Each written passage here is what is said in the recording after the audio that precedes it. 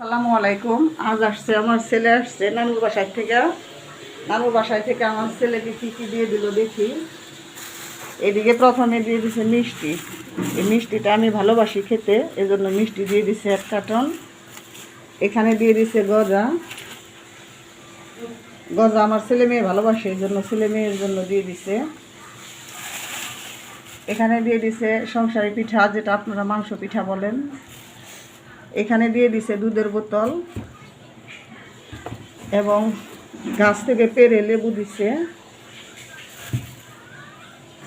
এখানে দিয়েছে গরুর মাংসের পুটলা। এটা কুরবানি গরুর মাংসের পুটলা আমার আম্মা এতদিন ধরে রেখে দিয়েছে। আসলে মা বলে এটা সম্ভব।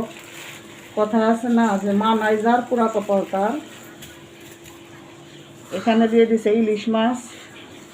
মা না হইলে দেখুন এগুলো এত কিছু দেওয়া সম্ভব, কে দেবে বলেন। এদিক থেকে আমি খুব আসলে ভাগ্যবান যে আল্লাহ পাক এখনো মা বাবা রাখছে।